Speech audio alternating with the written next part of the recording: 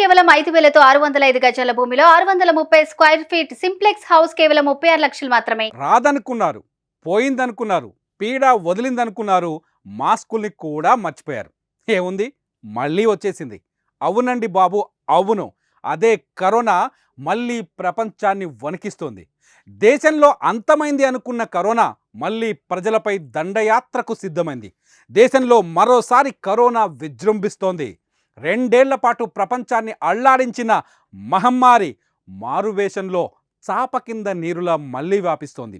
JN.1 sub variant కేసులు భయపెడుతున్నాయి. ఈ JN.1 sub వేరియంట్కు సంబంధించిన తొలి కేసును రీసెంట్గా కేరళలోని తిరువనంతపురంలో గుర్తించారు. 78 ఏళ్ల మహిళలో ఈ వేరియంట్కి సంబంధించిన లక్షణాలు కనిపించడం కలవరం మొదలైంది.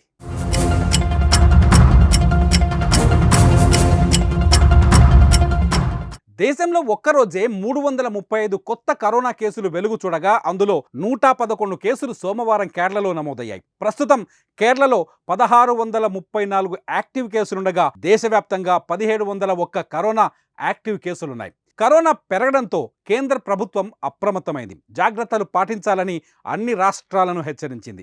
RT-PCR టెస్టులు కూడా ఎక్కువ సంఖ్యలో చేయాలని, వేరియంట్ తెలుసుకునేందుకు జినోమ్ సీక్వెన్స్ టెస్టులు నిర్వహించాలని సూచించింది. 60 ఏళ్లు దాటిన వారు తప్పకుండా మాస్కులు ధరించాలని ఆర్డర్ వేసింది. తెలంగాణలోనూ కోవిడ్ కలవరం మొదలైంది. రాష్ట్ర వ్యాప్తంగా 5 యాక్టివ్ కేసులున్నాయి. కరోనా వ్యాప్తిపై రాష్ట్ర ప్రభుత్వం అప్రమత్తమైంది. గతంలో కరోనా రోగులకు సేవలు అందించిన హైదరాబాద్ గాంధీ ఆసుపత్రిలో అత్యవసర వైద్య సేవలకు ఏర్పాట్లు చేశారు.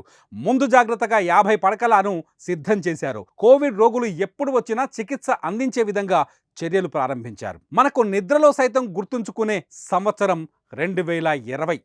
ఆ ఏడాది కరోనా మహమ్మారి మిగిల్చిన చేదు జ్ఞాపకాలు అలానే ఉన్నాయి. కరోనా కాటు వేసిన కుటుంబాలు ఇంకా కోలుకోనేలేదు. స్నేహితులు, బంధువులను కళ్ళ ముందే కోల్పోయాం. బయటకు అడుగు పెట్టాలన్నా, ఒకరినొకరు కలుసుకోవాలన్నా వణికిపోయాం. ఇప్పటికీ ఆనాటి పరిస్థితులు తలుచుకుంటే పీడకలలా ప్రతి ఒక్కరిని వెంటాడుతున్నాయి. మెల్లగా కోవిడ్ నుంచి బయటపడ్డాం.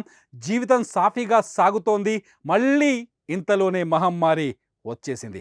గతం నుంచి నేర్చుకున్న గుణపాఠాలను దృష్టిలో పెట్టుకొని జాగ్రత్తలు పాటించకపోతే మళ్ళీ భారీ మూల్యం చెల్లించక తప్పదేమో.